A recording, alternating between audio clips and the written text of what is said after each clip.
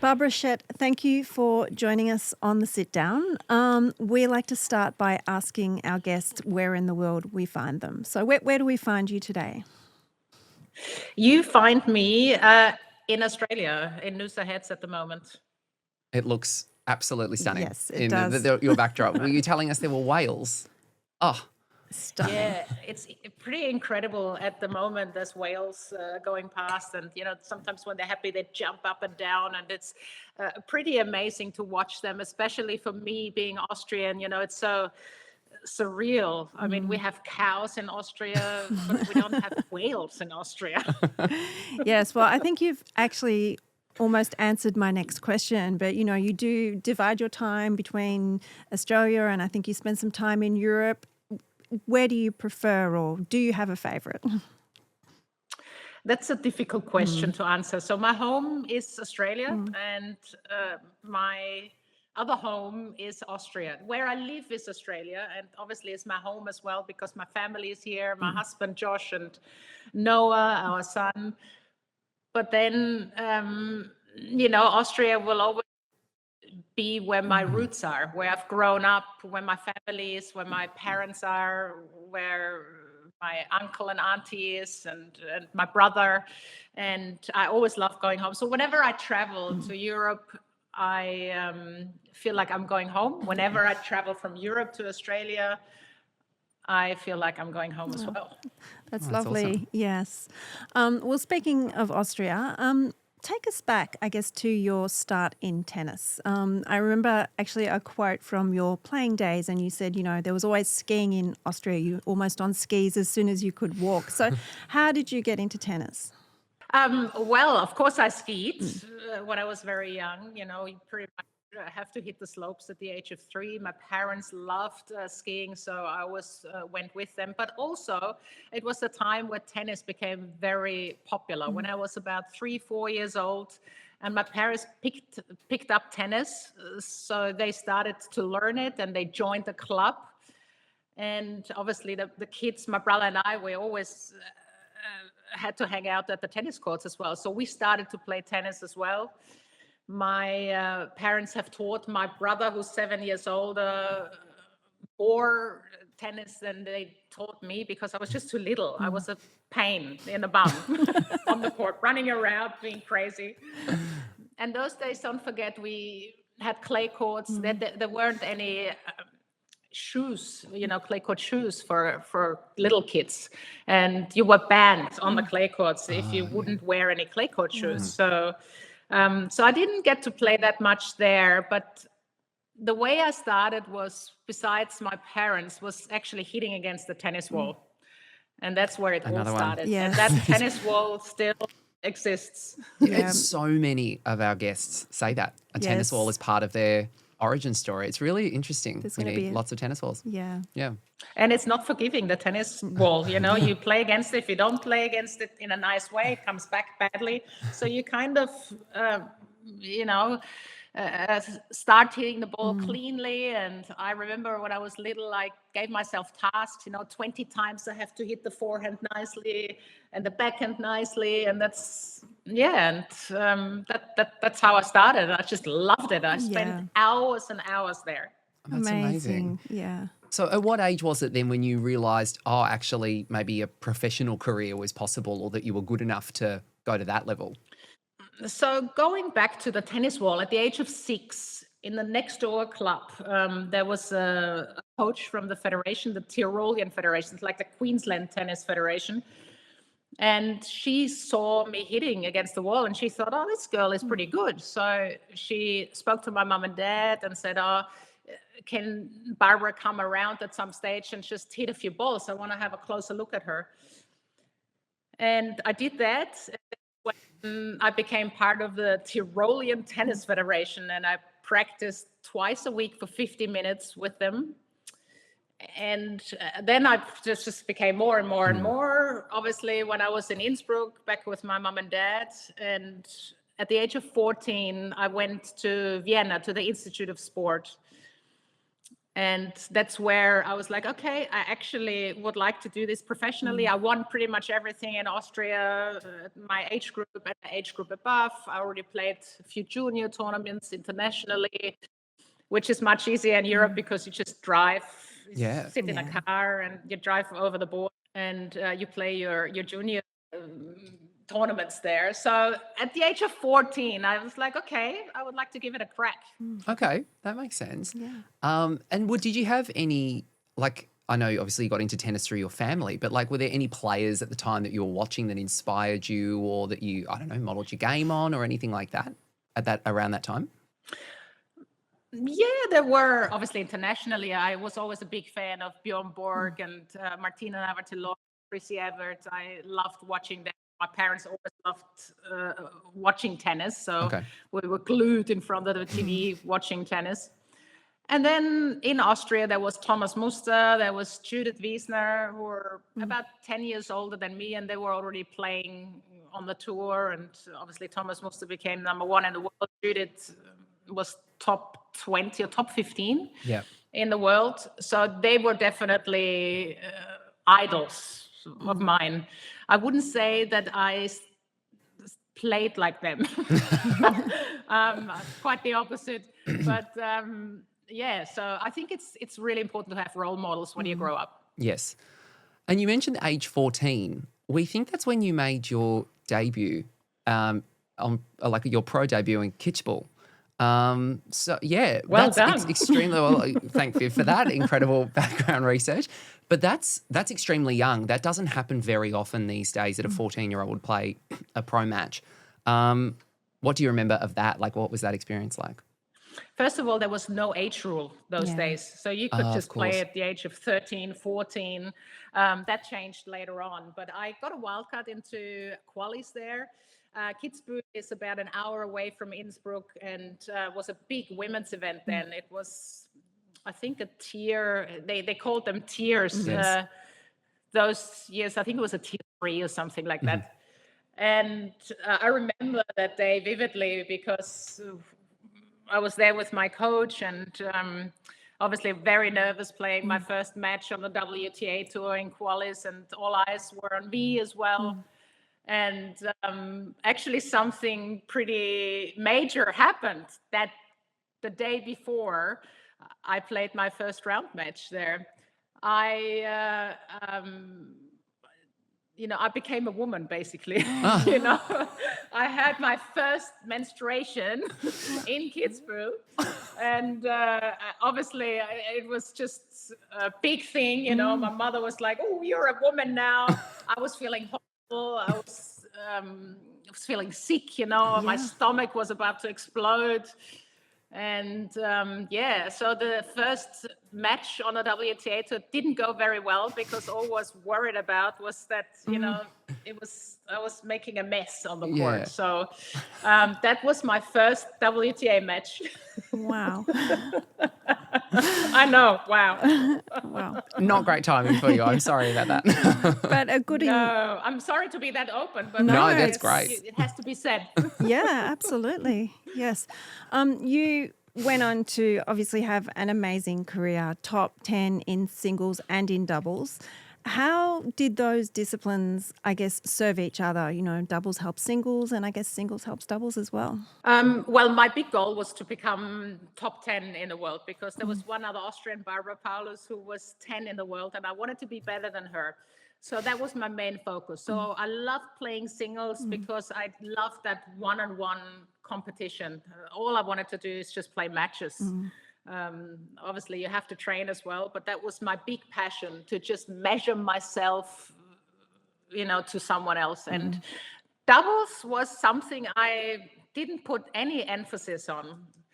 I played it because I usually really liked my doubles partners. We were friends, and we turned out to be really successful. Like with Patty Schneider, for example, I played for many years with Silvia Farina, I played with Anna Kurnikova, I played with Mary Pierce. We did a few semifinals at Grand Slams, and I never really practiced doubles. But I always felt really happy and relaxed on the court, and I'm sure it helped me my singles. game as well, because I did a lot of returning, a lot of serving, Yeah. not so much volleying maybe, but every now and then I would scare people and came to the net. But yeah, doubles was just fun. It was Yeah. fun. And I played a bit of mixed as well, which was fun. But the emphasis was always on. Yeah, Yeah. of course. You mentioned, some of your doubles partners. I think you also played with Martina Hingis at one stage. It was such a fun era. It was Yeah. kind of, lots of fun personalities and kind of a glamorous era as well. What was it like to be a part of all of that? Oh, it was amazing. I mean, when I was top 10, I think Martina was number 1 in the world, Martina Hingis, and then Lindsay Davenport, the Williams sisters popped up, Mary Pierce, Jennifer Capriati. And with a lot of those girls, I had really close friendships. Anke Huber, for example, Eva Maioli. We traveled with very small teams then. So I basically just traveled with my coach and maybe sometimes a fitness coach, because it was just too expensive, and nobody did it really. So we had a lot of time to hang out, and we would go for dinners, we would go to movies, we would be there for each other when somebody had personal problems or something like that. So it was a great era, I have to say. The tennis was very good. I thought there was a high level.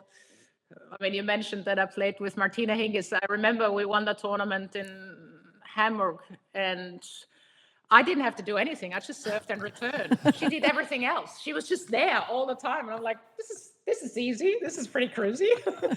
That's so cool. But we had great friendships at that time, and these friendships are still present. Even Maioli's birthday yesterday, I gave a call, for example, and I celebrated my big birthday this year, and Anke came and along, and Eva, and lots of other friends. So I think we shared such a precious time on the tour, which will keep us always connected. Yeah, that sounds really lovely. Yeah, that does sound really lovely. Yeah. It was an incredibly deep era that you said, like when you listed those players in the top 10. Who was the most difficult for you to face? Because looking back at your career, you faced pretty much everyone at the top around that time. And yeah, they're icons of the game, some of the people you mentioned. What was it like to face someone who was toughest?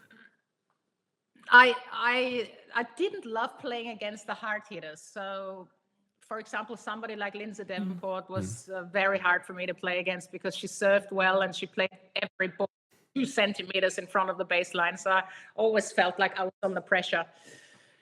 Obviously, the Williams sisters later on, Steffi Graf was very hard for me to play against as well, because she was a big role model too. I preferred to play against Martina Hingis because she didn't hit the ball very hard. And that was, for me, I felt like I had a bit more time, to be creative. And so I enjoyed playing against her. I didn't mind playing against Kim Kleisters or Justina Nair, for example, or Arantxa Sanchez Vicario. But the hard hitters, they were my biggest problem. Yeah, no, that makes sense. 99 was the year. That was such a fantastic year in tennis, specifically because of so many things. That it was such so many massive stories happened then. So yeah, Martina was number 1. It's when Serena won her first Grand Slam. It's when Steffi retired. There were lots of things that all happened around then. And it's the year that you had your best season. You were top 10. I think you finished the year maybe number 8 or 7 that year. So what was it like? What was clicking for you in 99? And is it particularly special that it happened in that year where so many players were at the top with you? I was just really consistent. I'd never had that one big result, where I went into a final of a Grand Slam. To be honest, I always also never really believed in it, which was now in hindsight was a mistake. My big goal was always to crack the top 10. And once I did that, I was like, I'm happy, with this. And when I was 7 in the world, I thought I'd try to get to number 6 maybe. And I never got to number 6. So it was a great era. I mean, it was a time where people knew all the players with their first name. Yeah. You know, there was Martina, there was Mary, there was Jennifer, Venus, Serena. And that was pretty cool, I thought. And they were trailblazers as well, in a certain way, you know, in their generation. And I think they were exciting players with big personalities as well, lots of different personalities. I remember when Steffi retired at the Masters in New York at Madison Square Garden, we had a big goodbye ceremony, and I had goosebumps there to be there, you know, and with her farewell, and it was there were a lot of very magical moments. Yeah. Even the Masters being at Madison Square Garden, like what an iconic venue. That was amazing too.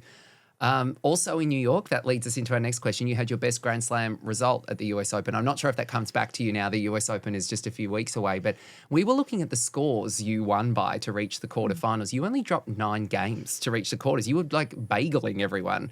Was that where you were playing maybe your best tennis? You ended up losing to Venus in the quarters.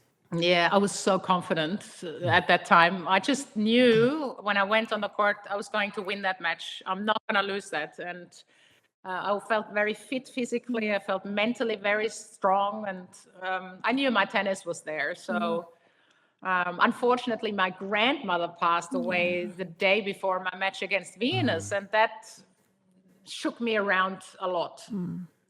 Because, you know, I was very upset that very close relationship with her. My parents are very upset to see your parents very upset with upsetting me. So I wasn't on the court against Venus really, which was a shame, because I think if I would have been there 100% mentally, maybe the score would have been differently. Maybe then my career would have turned another way as well, you know.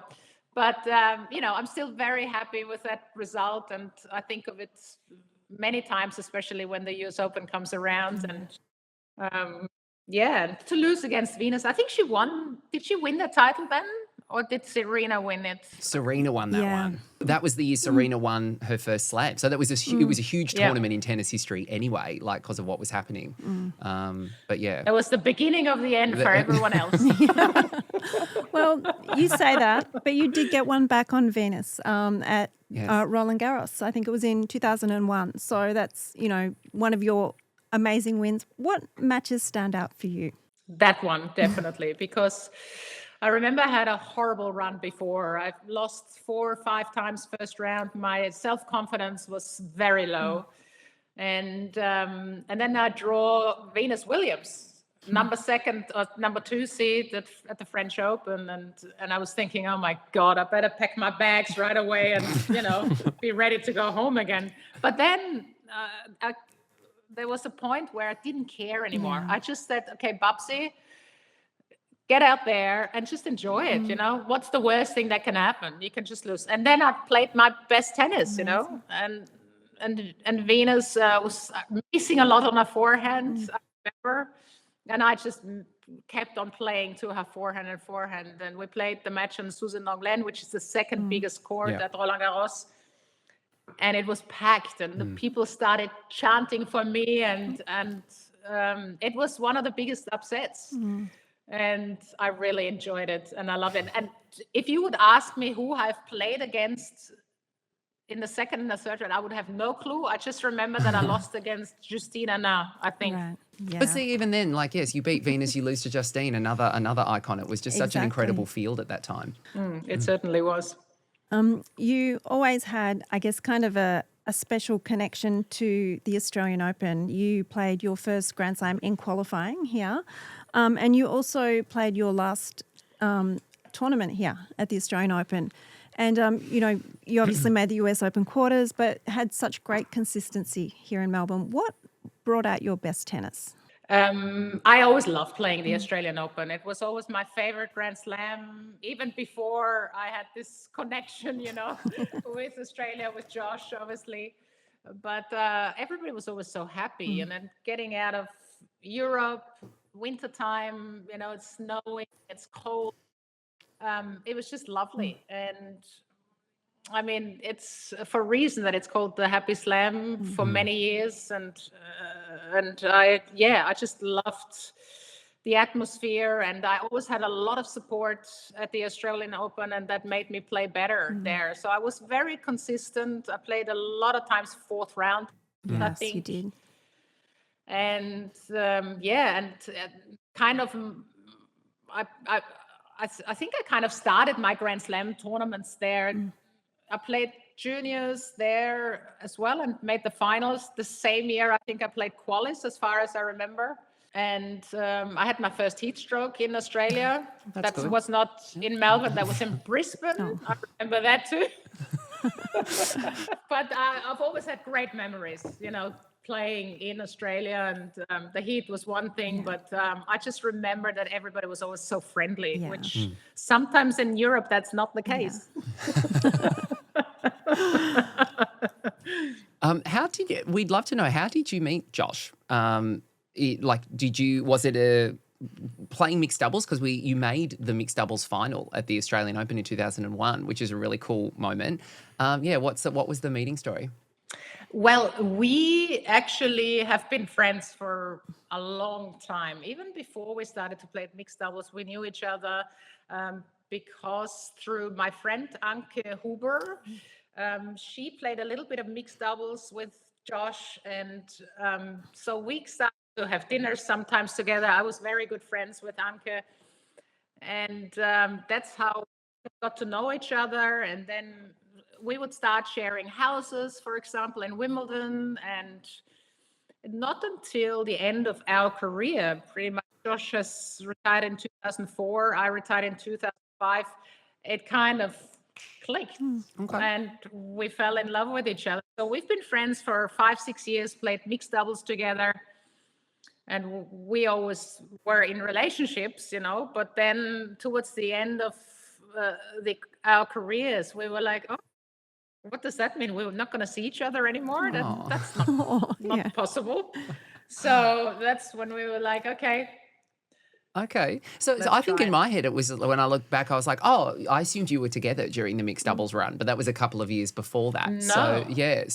But there must have been a really good tennis chemistry on the court as well. I mean, if you combined to make a Grand Slam final. Yeah, totally. I mean, Josh was top 10 in doubles as well for many years, and we just had fun playing mixed doubles, and his girlfriend was there, my boyfriend was there. So we were far away from being a couple. If somebody would have told me, you're going to marry that guy one day and have a child, I would be, what? So we made the finals, which was unbelievable. And we did beat Renee Stubbs and Todd Woodbridge. Oh, wow. Yes. That was our biggest run. That's a sensational win. It is huge. It is a sensational win. And then I remember before the finals, we actually practiced a few double strategies and tactics, and then we lost. So we shouldn't have done that. But what a great story. Incredible. So you alluded to retiring in 2005. How much have you followed tennis since then, and who do you enjoy watching now in this era? Well, yeah, I retired in 2005 and then pretty much started working for TV because I wanted to be connected in tennis somehow. And since then, I've been, traveling to all the Grand Slams pretty much, and a few other events as well. And obviously have big passion and love for the sport, especially in our family with Josh. We talk about the results every morning. What happened in Cincinnati or in Montreal or wherever. And I love it. I love the way tennis has developed, how much faster it is, how much physical it is. I love new faces popping up, and obviously the rivalry between Alcaraz and Sinner is amazing because we've had Federer, Nadal, Djokovic for so many years, and so I always thought, it's never going to happen, that there will be such a rivalry and somebody can play faster and more powerful and be more athletic. But there you go. You've got Alcaraz and Sinner and Sasha Zverev as well now. And then on the women's side, it's so open as well with Sabalenka, obviously, Coco Gauff, and so many other players who could win Grand Slams now.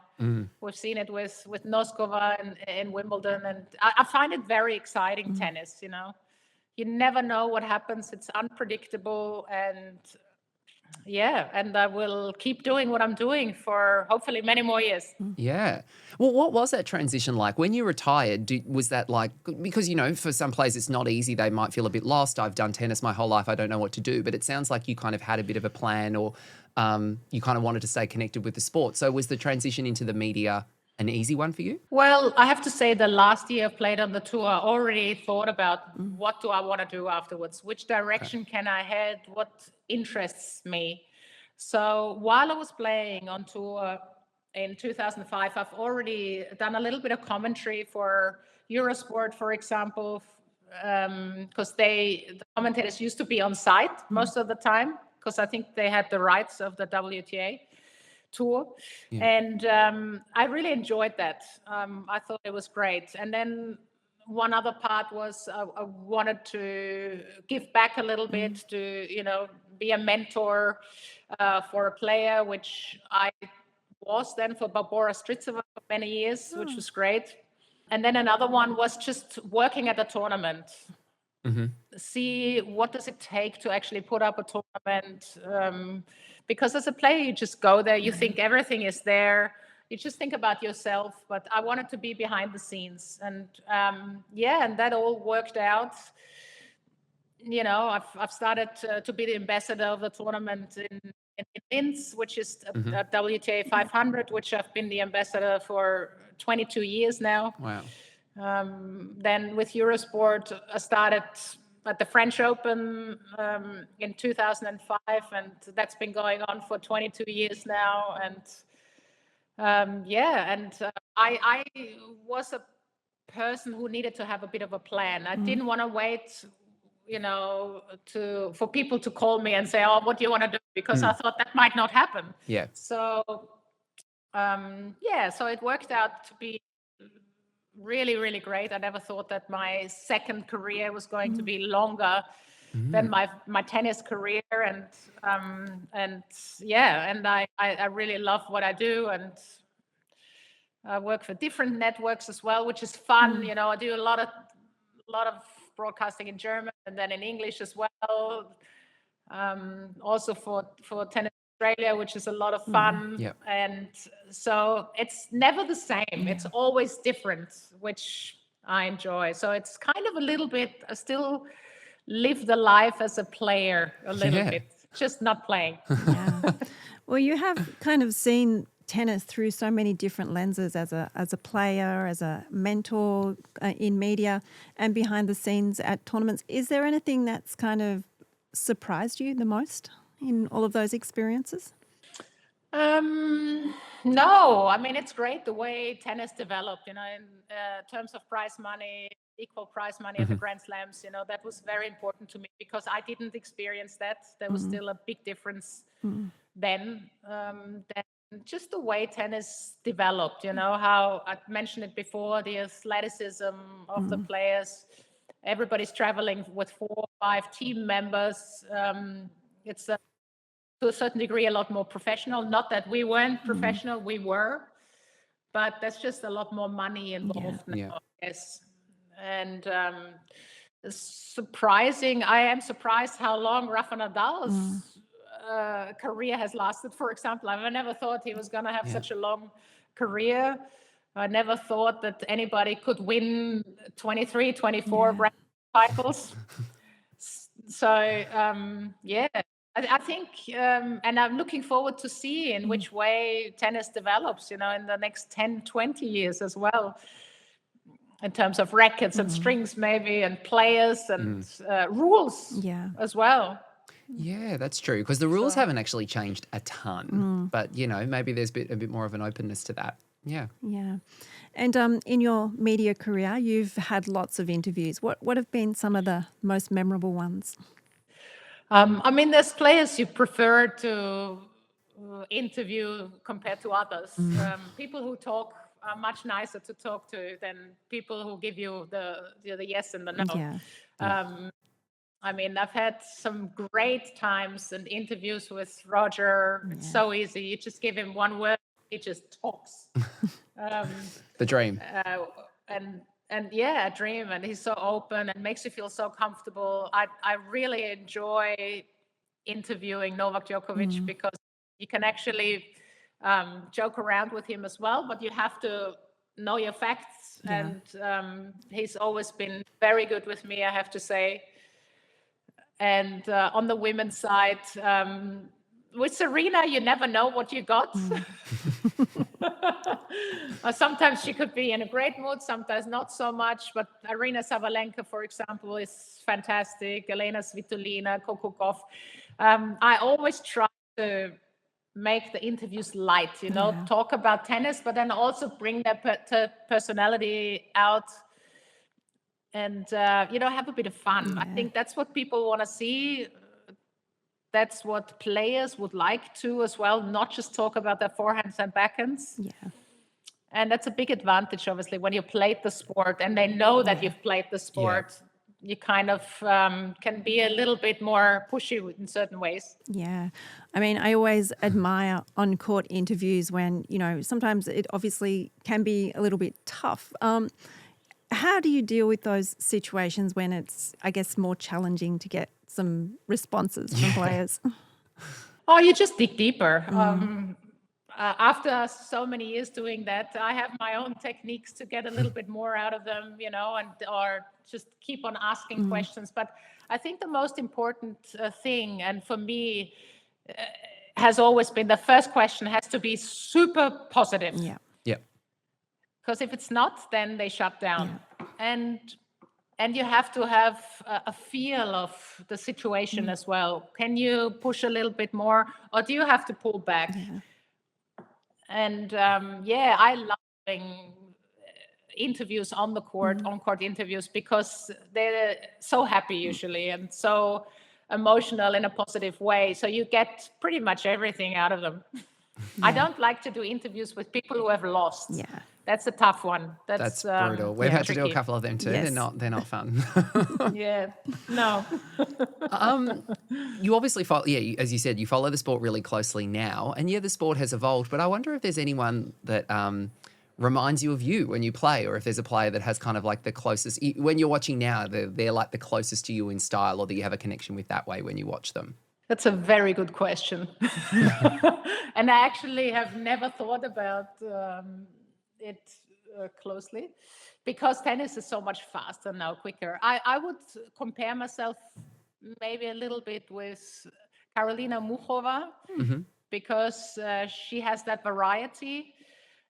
She had the power. I was powerful as well 25 years ago. Now it would be considered slow. But I always had that little bit of finesse on the court. But she's then on the other side, she's a little bit too quiet. I was fiery on the court. I showed emotions. And she's extremely measured. There's not a lot of emotion that comes out. It all kind of seems to come out through her tennis. Like, I'm more like an Arina Sabalenka, maybe. I love it. Emotionally. Great combo. We have to ask you about your thoughts on Lilli Tagger, who obviously is the Austrian teenager. She just won her first title in Prague. She's in the top 50 now, and a very distinct player with the one-handed backhand. And everyone also loves that she's coached by Francesca Schiavone, which is a really cool combination. Have you met her and watched much of her? Oh, yes, of course. I mean, in Austria, we don't have too many players. So we're all very excited with her results and her progress. The first time I met her was about 3-4 years ago. And obviously, she's from the same area in Austria. She's from a part of Tyrol, which makes us very connected as well. And I followed her in juniors, and I followed her very closely the last couple of years. And I love what I saw. So she went to Italy to train with Francesca for many years ago. I think she left Austria when she was 12 or 13.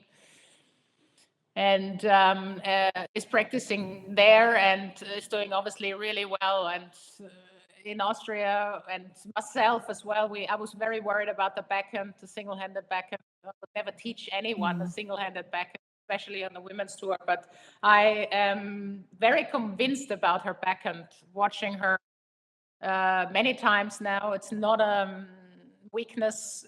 She plays a lot of slice. She doesn't have a lot of problems with the speed as well of her opponents. And I think especially that slice, if she can use it the right way, a lot of girls will have problems with it because not too many girls play slice anymore. Yeah. I love the way how grown up she is, how mature she is. Even a couple of years ago, she's very reflective on her game and what she does on the court. So she thinks about things herself, not just the coach. And I love that. She's got a great team around her, which will help her. Her agent is the agent of Yannick Sinner, for example, as well. So she's got a fantastic team around her, and obviously has access to information other players wouldn't get at that age. Yes. And I believe that she will be top 10. And I think that she can win a Grand Slam for sure. Wow. Interesting comment you made about the one-handed backhand. Why wouldn't you normally recommend that? Well, because of the power and the speed, and then also the returning when up there, when the girls kick it out wide, you have problems. I mean, Roger Federer had problems with his backhand a lot of times, against players who were hitting the ball hard and especially on clay when you have it up there with the high bounce. And as a woman, you don't have that much strength as well as a man, so it's even harder. But I have to say, I'm very surprised how well she hits her backhand, and I don't think it's going to be a problem in the future. Yeah. Well, I guess she's tall. That's another thing. I think she's 6'1" or something like that. So she that So high tall. bounce probably that counters that maybe. But yeah, she's hitting. She hit it pretty well in Prague when she won the title. And it's great to watch as well. Yeah. Yeah. So Barbara, how often do you enjoy playing tennis now? Well, the last time I have played was in Wimbledon. I was invited to play the Legends event there. So I played in the invitational doubles alongside Thomas Johansson, Cool. which was a lot of fun. I'm still recovering from those 3 matches. Takes longer these days. But yeah, I play occasionally with Josh, and but I do a lot of other sports, and I just like to be active and healthy. It's very easy when I'm up here in Nusa with the weather and everything. So our family is very sporty, but maybe the emphasis is not so much on playing tennis anymore because it's also very frustrating. You're slower, you can't hit the ball as hard anymore. So it's like, those days are over. And your son, Noah, any tennis interest there? No, not really. He is loving to play rugby league. Oh, interesting. Okay. Yep. Yes. Yep. So he's a footy player. Josh always wanted to play rugby league, but he was never allowed to play. From his parents, so that's why he played tennis. The good thing is that's how we met. If he would have played rugby, we would have never met. So that's a good thing. But our son can play tennis. He's actually a decent tennis player, but he wants to have a crack at rugby league and training, practicing, representing the school.